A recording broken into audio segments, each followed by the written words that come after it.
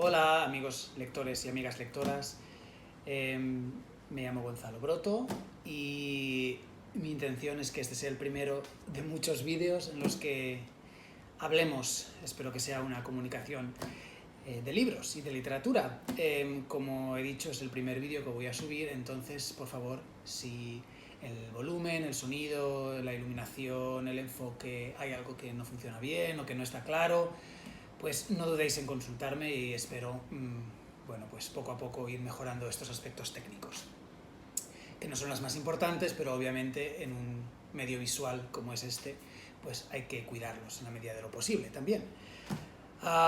Bueno, la verdad es que no quiero empezar de una forma especial con mi libro favorito o con unos consejos o unas recomendaciones. Simplemente quiero que esto sea, tanto para mí como quizás para alguien más, si está interesado, un pequeño diario de lecturas. Yo lo enfoco de esa manera. Lo enfoco como una forma de hablarme a mí mismo y recordarme lo que he sentido al leer un libro.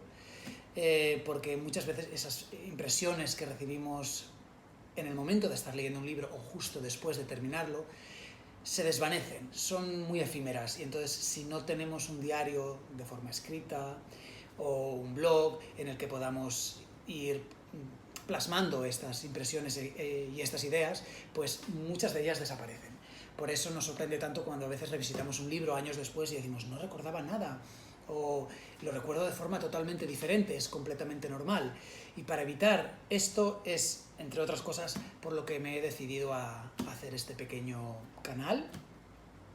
Así que, como digo, no hay ninguna otra pretensión más allá de verbalizar las impresiones que yo voy recibiendo conforme leo los libros. Entonces, el primer libro que voy a tratar hoy es el último libro que he leído, y probablemente este sea, en general, el recorrido o la dirección que quiero llevar. Cada libro que vaya leyendo, pues haré una pequeña reseña. No me gusta llamarlas reseñas, porque una reseña es algo más serio, más estructurado, más formal quizás, y en mi caso no trata tanto de eso como de simplemente plasmar de forma oral, en palabras, mis impresiones. Las impresiones positivas, quizás no tan positivas, qué me ha hecho sentir, qué cosas me han llamado la atención, a qué libros me ha recordado, o qué libros me ha impulsado a leer, o me ha hecho sentir curiosidad. Sobre ellos, este es un poco el esquema que pienso que voy a seguir, pero como las cosas pueden ir en direcciones muy diferentes e inesperadas, veremos a ver qué ocurre. Pero de momento hoy es el objetivo que tengo. Así que, sin más explicaciones, comenzamos con, como he dicho, el último libro que he leído, que es, espero que se vea bien en pantalla, la recopilación de 5 novelas cortas de Stefan Zweig llamada Amok, novelas de pasión. Tengo que decir que sé que es un autor muy valorado, muy popular, uno de los autores europeos más importantes del siglo XX, y reconozco que no había leído nada de este autor hasta hace un par de meses, cuando, de forma completamente casual, entré en una librería, comencé por el final, por la Z, y ahí estaba una gran colección de obras de Stefan Zweig, y salí de la librería con 3 obras. Y en las últimas 4 o 5 semanas las he leído las 3. Así que muy probablemente después del vídeo de hoy sobre esta obra vengan otros 2 libros sobre las otras 2 obras o novelas cortas que he leído de Stefan Zweig. Pero eso para otro día. Hoy, como digo, quiero comenzar hablando un poco sobre esta novela, que es la que he terminado de leer muy recientemente. Hace 5 o 6 días terminé de leerla. No es la primera que he leído del autor, como digo, es la tercera. La primera que leí fue La confusión de los sentimientos, después a continuación leí Novela de ajedrez, y esta es la tercera. Vamos a comenzar por la última y después iremos retrocediendo en los próximos vídeos a las 2 anteriores. Vale, qué decir muy brevemente sobre el autor. No quiero hacer una reseña biográfica, como he dicho al principio, no es mi intención, y además es una información muy fácilmente accesible en cualquier búsqueda de internet. Por lo tanto, solo decir que es un autor austriaco de principios del siglo, de la primera mitad del siglo XX, que tuvo que exiliarse cuando la Alemania nazi bueno, pues invadió Austria, entonces estuvo mucho tiempo viviendo en los Estados Unidos y por último en Brasil, donde murió. Se suicidó junto a su mujer, su segunda mujer. Vale, ¿en qué consiste esta novela? Como he dicho, es una recopilación de novelas cortas. La verdad es que uno de los rasgos fundamentales de Stefan Zweig es su narrativa en géneros breves, en relatos y novelas cortas, que es lo que más fama le dio, así como biografías de otros autores, como la de Dostoyevsky, por ejemplo, y obviamente otros textos de no ficción por los que se ha hecho muy famoso, como son sus epístolas, sus intercambios epistolares con otros autores muy importantes de su época, como pueden ser Hermann Hesse, Sigmund Freud, por ejemplo, del que hay bastantes ecos en algunas de las novelas cortas que hay en este volumen. Como he dicho, son 5 novelas cortas y no están en orden cronológico en el volumen. Son El loco homicida, que es Amok, la que da el título a la colección. La segunda se llama La mujer y el paisaje, la tercera es Noche fantástica, la cuarta novela corta es Carta de una desconocida y la última La calleja del claro de luna.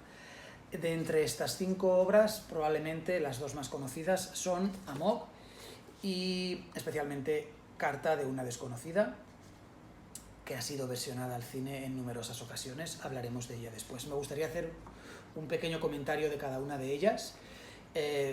Lo que yo he sentido, mis impresiones iniciales al leerlas, sin ningún estudio bibliográfico, sin haber hecho una investigación de fuentes, no he leído apenas bibliografía, aunque al final del vídeo haré una pequeña una nota sobre la edición. Creo que esto es algo que voy a hacer siempre, porque me interesa mucho desligar lo que es la obra en sí de lo que es la edición, porque muchas veces en las obras clásicas tenemos varias opciones, gracias a Dios, y entonces pues está bien siempre saber si la edición que queremos comprar encaja con lo que estamos buscando, tiene o no tiene aparato crítico, tiene una buena traducción o tiene algún defecto, etc. Entonces hablaré de esto al final.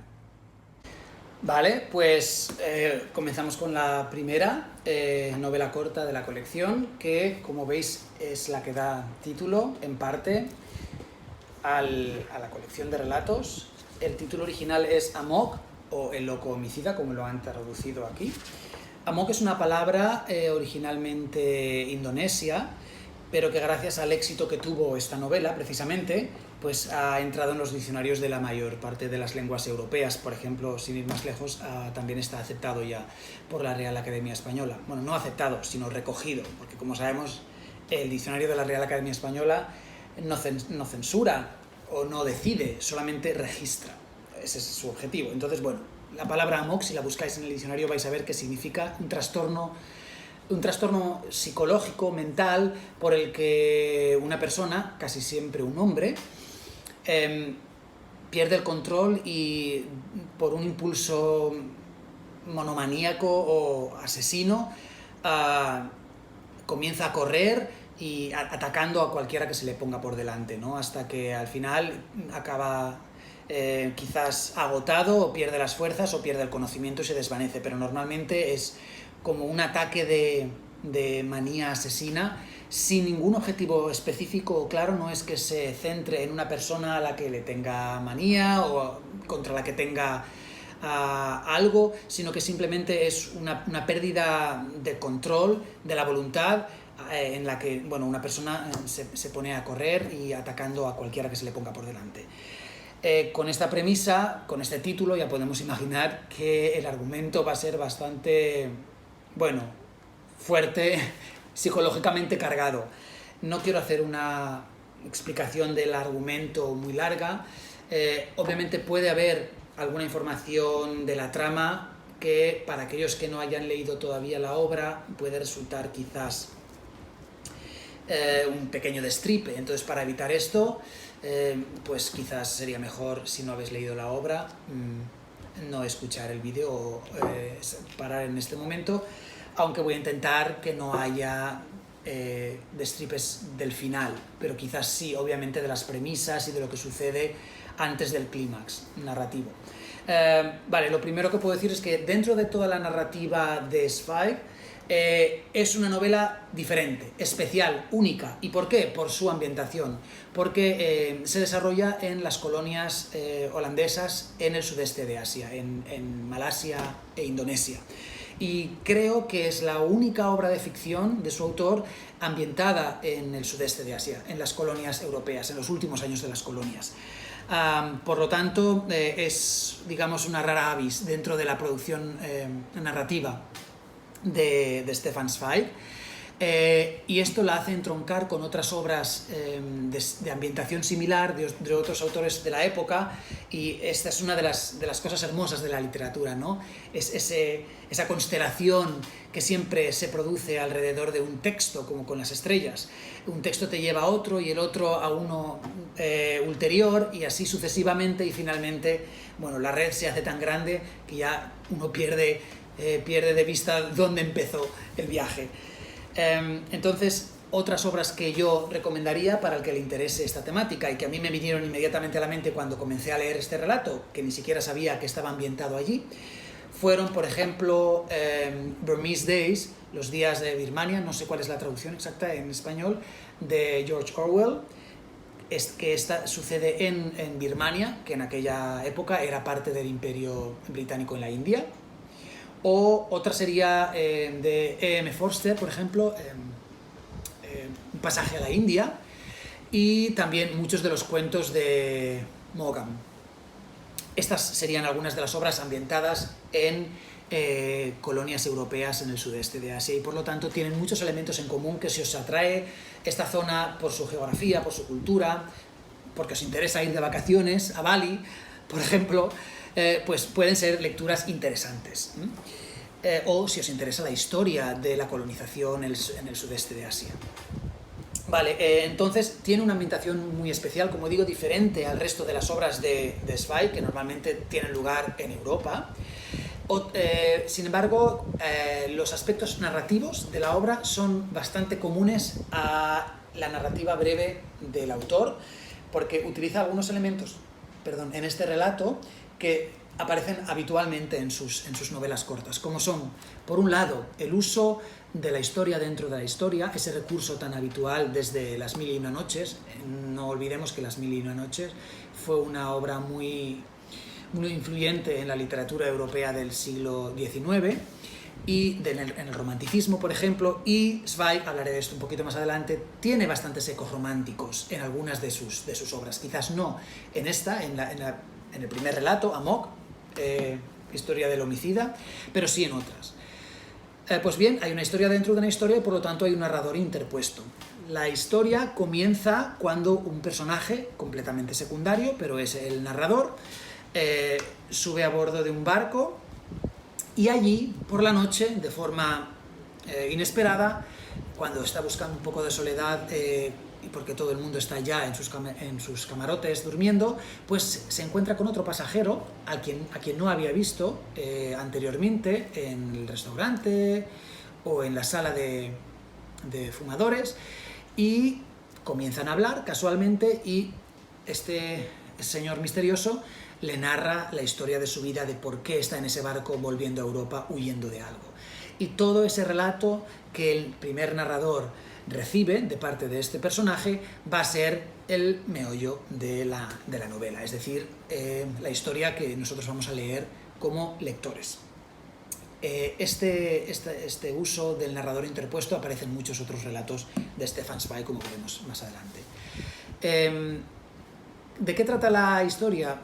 Básicamente, como podemos ver desde el título, es un estudio psicológico de un personaje que va a sufrir un episodio de amok, como esto no es desvelar mucho, puesto que es el título de la novela. Y se trata de un hombre europeo, es un doctor holandés, si no recuerdo mal, centroeuropeo, que por culpa de una mujer huye de su país, y el lugar perfecto que ha encontrado como huida de esta pasión desgraciada con una mujer es embarcarse hacia las colonias, donde podrá ejercer como médico. El problema es que lo destinan a un pequeño pueblo en la selva, perdido. Nunca sabemos exactamente el lugar, no se menciona, pero es indiferente. Lo importante es el sentido de aislamiento donde se sume este hombre. Esto es algo que hay que tener muy en cuenta, que influye probablemente en el episodio de trastorno psicológico que va a sufrir al final. Si leéis otras novelas coloniales, como algunas de las que he mencionado, vais a ver que uno de los rasgos característicos de los europeos que viajaban a las colonias y que estaban destinados no en las grandes urbes y ciudades donde había una gran comunidad de expatriados europeos, no expatriados, de colonizadores, en ese momento no eran expatriados, la cosa ha cambiado, pero aquellos que eran destinados a lugares pequeños, remotos, en zonas rurales inaccesibles, tenían una vida muy dura. Imaginad que quizás la ciudad más cercana estaba a 24 horas en tren, que estaban rodeados de indígenas que vivían en pequeñas poblaciones rodeadas de selva, de mosquitos, de serpientes venenosas, donde la comunidad de europeos era mínima. Quizás había 3, 4, 5 europeos más en las poblaciones limítrofes, pero básicamente su vida consistía en una vida de aislamiento y de relaciones con indígenas, de los cuales no conocían apenas las tradiciones, cuya lengua tampoco conocían bien, y por lo tanto muchos de estas personas, especialmente si estaban solos, no estaban casados y con hijos, sufrían episodios depresivos o psicóticos, y muchos de ellos se daban pues a adicciones como obviamente el alcoholismo o relaciones sexuales abusivas con sus sirvientas, esclavas, prácticamente indígenas. Entonces, no era una situación fácil, no es una justificación de los hechos que llevará a cabo el protagonista, pero sí una forma de comprender por qué se desarrolla ese episodio psicótico en este personaje. Lo único que puedo decir es que se trata de un personaje que ya desde el principio vemos que actúa huyendo de, no buscando, lo cual no siempre parece quizás la opción más inteligente o más acertada de decidir el camino en el que queremos dirigir nuestra vida, ¿no? Este hombre parece que toma decisiones en base a aquello que le lleva más lejos de las cosas de las que huye, en lugar de buscar objetivos o cosas donde le gustaría estar y acercarse o aproximarse a ellas. No, siempre actúa de forma reaccionaria frente a cosas que le disgustan, huyendo de ellas.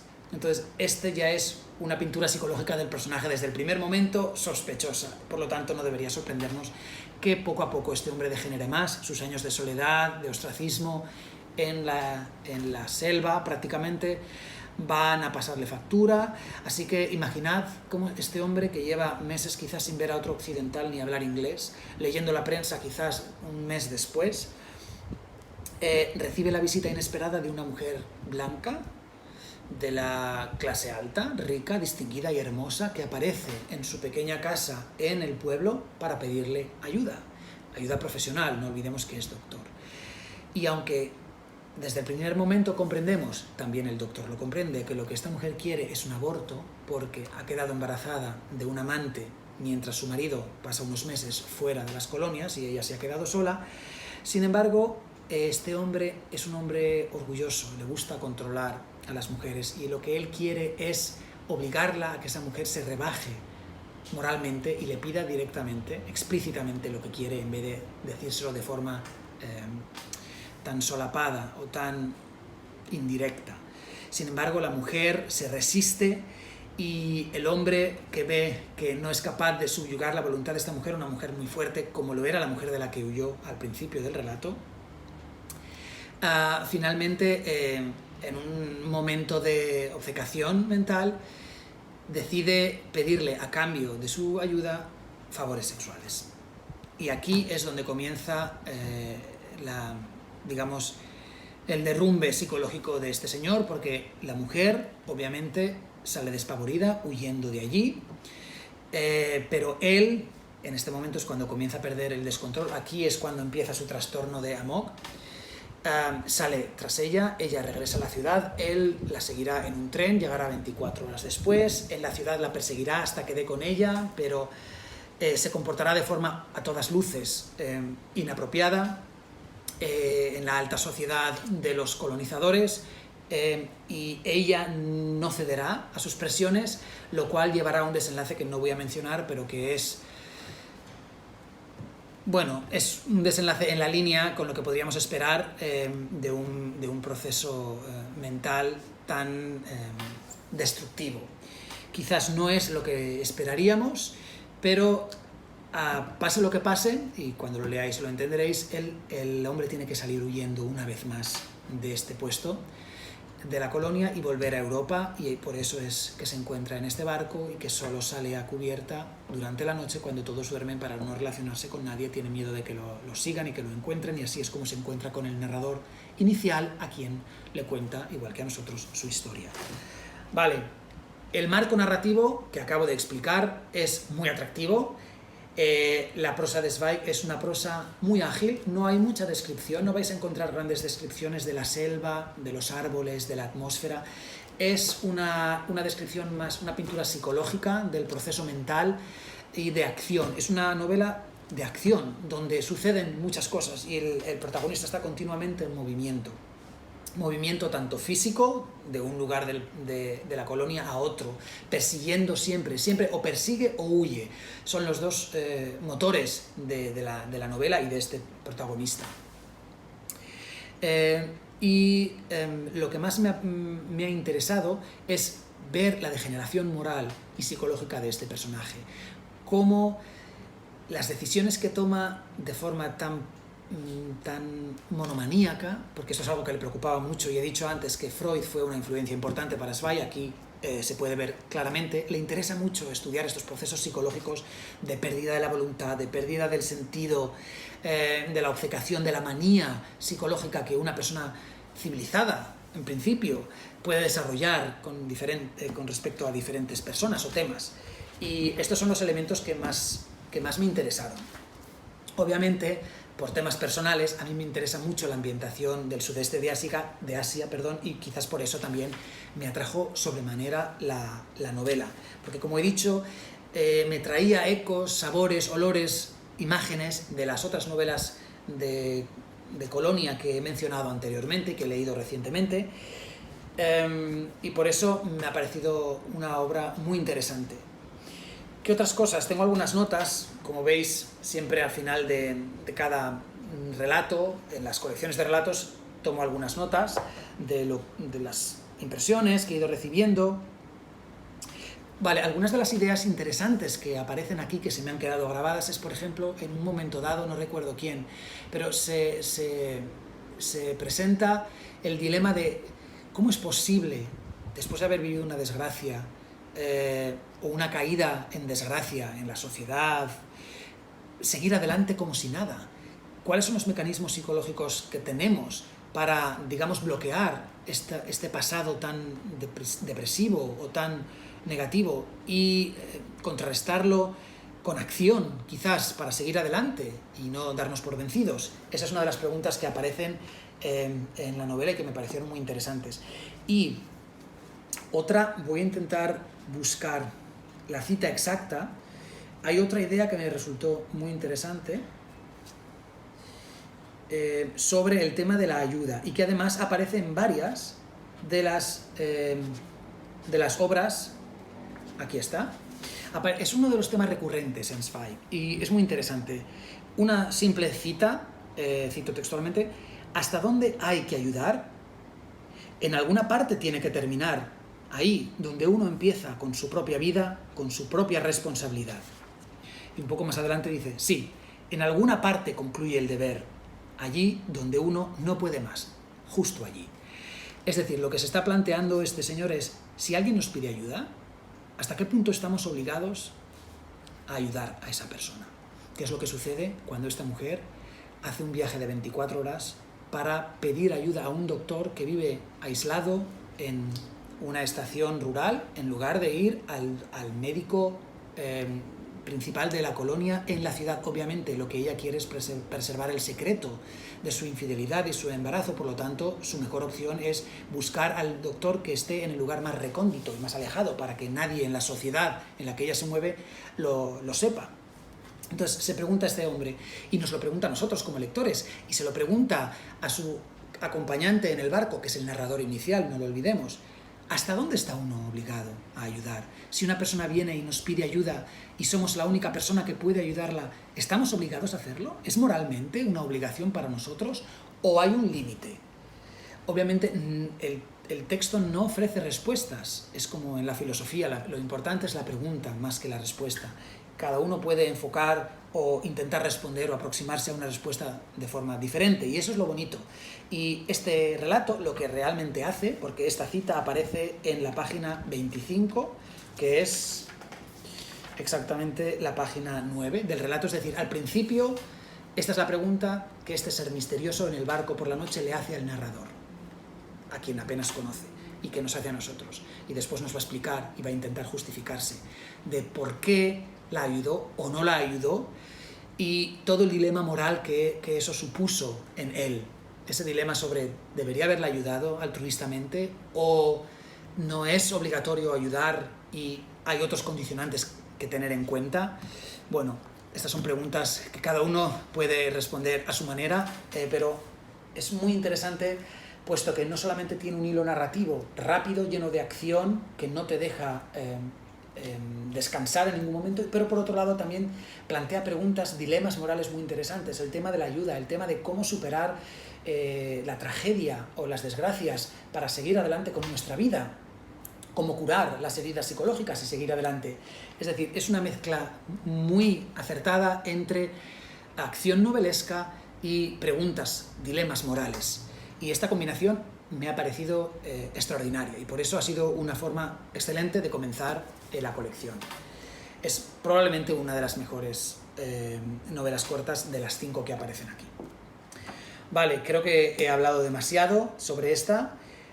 La siguiente, que se llama La mujer y el paisaje, es una novela más corta, más breve que la anterior, y por lo poco que he visto, la crítica no la tiene en tan alta estima como a las demás. Tampoco ha sido tan bien aceptada o recibida por la crítica.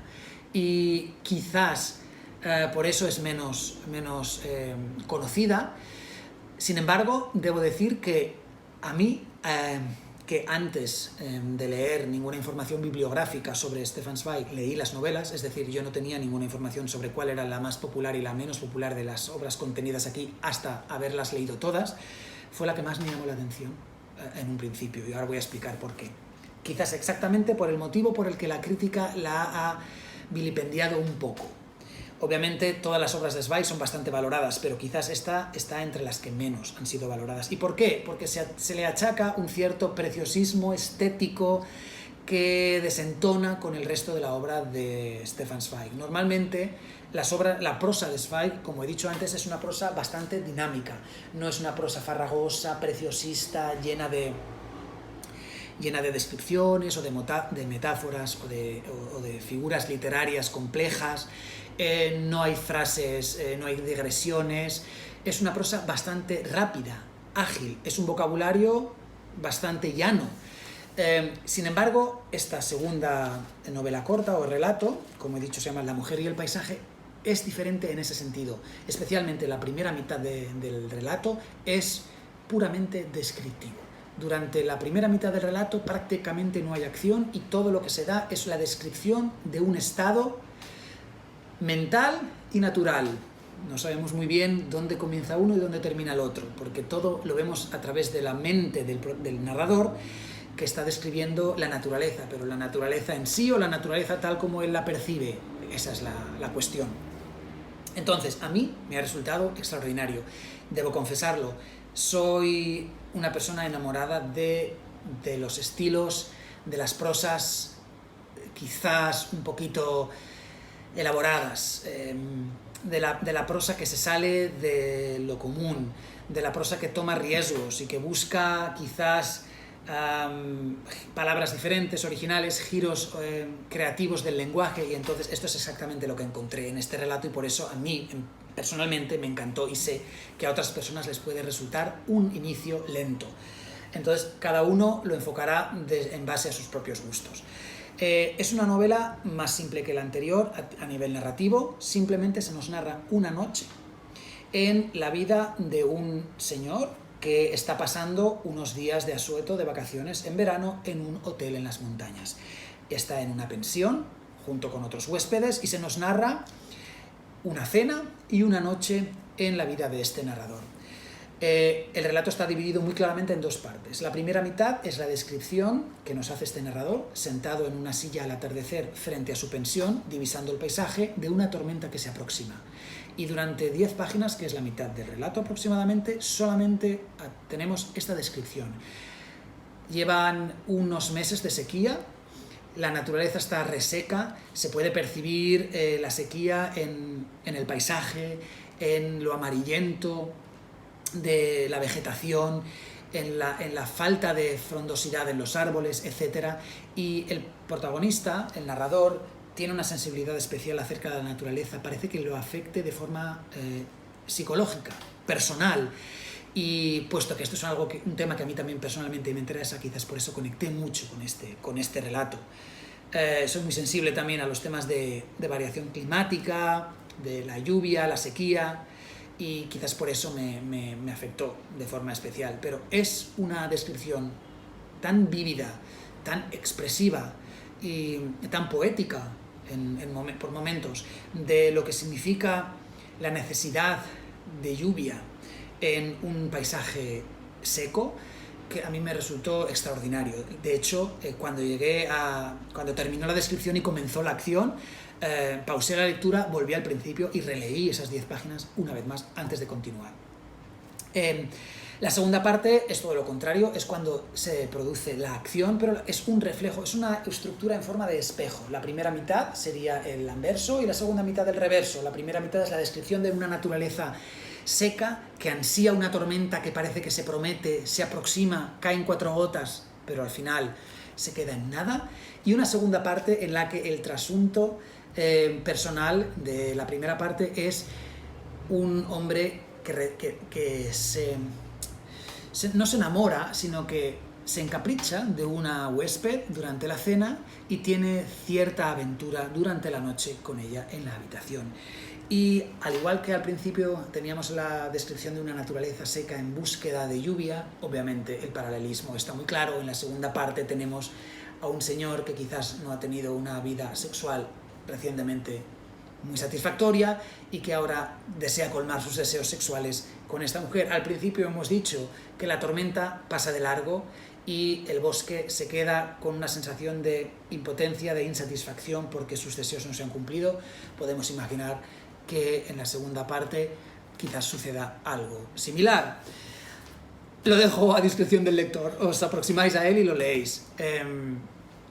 Entonces, sí es cierto que es una novela más lenta, pero aquellas personas que disfruten con las descripciones, que tanto muestran el aspecto externo del paisaje como el trasunto interno de la persona que lo está describiendo, van a disfrutar mucho de esta primera parte. La segunda parte, y por eso he mencionado el romanticismo al principio del vídeo, me ha recordado mucho a algunos de los relatos de Becker, por ejemplo. Sé que Zweig era un gran admirador de E.T.A. Hoffmann, un autor romántico, y aunque no lo he leído, pero la ambientación es claramente romántica. Esa mujer fantasmagórica que no sabemos si está despierta o dormida, sonámbula, y toda la ambientación con poca luz, a oscuras, que parecería que fuera un fantasma y no una mujer real. No sabemos si los hechos acontecen realmente o son simplemente fantasía o ensoñación del personaje.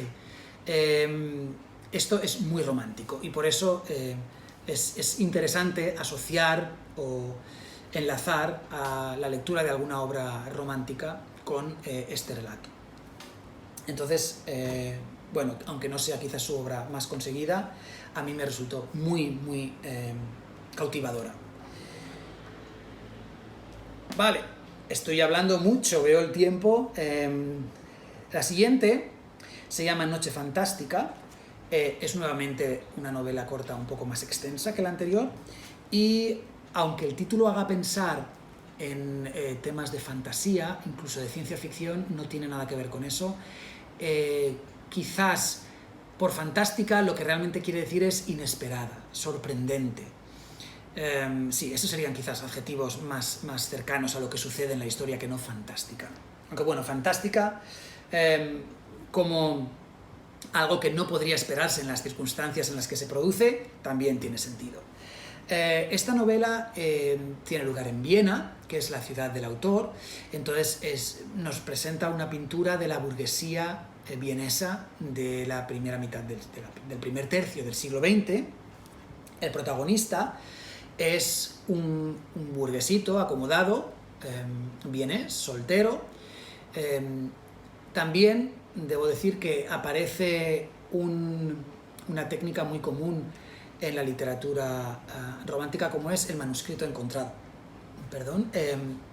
Sin ir más lejos, en el Quijote tenemos una técnica similar, ¿no? El manuscrito encontrado, por lo tanto, nuevamente tenemos un narrador que no es el narrador directo. El primer narrador que abre el relato es la persona que recibe los manuscritos que después va a leer, y nosotros también. Bien, pues este segundo narrador, el que ha escrito este manuscrito que el primer narrador recibe, es el burgués que mencionaba, y el viaje que se produce a través de un día en su vida, igual que sucedía en la novela anterior, es un descenso en la escala social. Comenzamos con este señor rodeado de sus pares, de los burgueses, para a continuación acercarse quizás a la baja burguesía, a los jugadores en el hipódromo, para a continuación mezclarse con el pueblo llano en el parque de atracciones y para terminar su jornada durante la noche rodeado de maleantes y prostitutas en un parque por la noche. Es decir, estamos viendo de forma muy escalonada y muy clara un descenso en 4 escalones desde la alta burguesía, la burguesía baja, la clase llana y los estratos inferiores, pero al mismo tiempo que se produce este descenso en la escala social, se produce todo lo contrario en la escala moral. Y esta dualidad me ha parecido impresionante y es quizás el foco central de interés para mí de la novela, porque mientras va bajando en la escala social se va relacionando con gente más y más socialmente deprimida. Sin embargo, moralmente este señor aprende y sí, recibe quizás unas características humanas mucho más moralmente sólidas, firmes y válidas que las que tenía. Comienza siendo un vale para nada, un burgués que tiene rentas de sus padres, que no trabaja, que no hace nada, que tiene una vida superficial, hipócrita, fría, basada en las apariencias, en la vanidad. Y cuanto más desciende en esta escala social, más humanidad va a encontrar en las personas que lo rodean. Así como todas sus relaciones con las personas de su entorno social son siempre distantes, frías, hipócritas, superficiales, basadas en puras convenciones sociales, carentes de toda humanidad. Sin embargo, cuando llegamos al final y se relaciona con unos maleantes que supuestamente deben atracarlo y extorsionarlo, y una prostituta que lo ha utilizado como cebo, sin embargo, estos son los personajes más humanos de toda la historia. Los personajes que le van a enseñar lo que significan cosas como la empatía, la ternura, la compasión, la piedad. Estos rasgos morales que él desconocía por completo y que solo conocerá en su contacto con estas personas, con estos personajes de clase supuestamente inferior.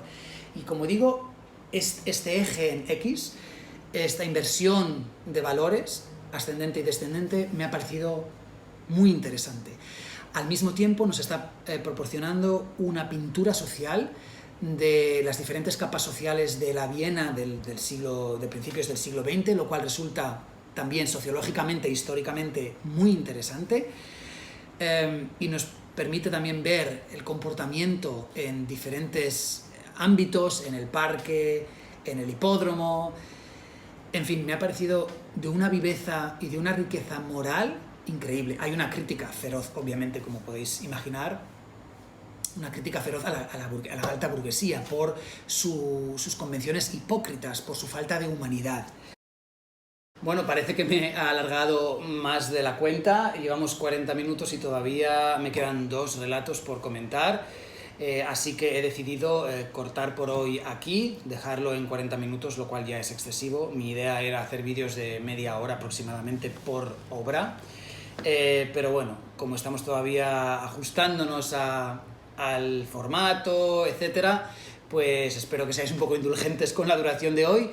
La próxima semana subiré la segunda parte del vídeo en la que comentaré los 2 últimos relatos o novelas cortas que, como ya he mencionado antes, son Carta de una desconocida y La calleja del claro de luna.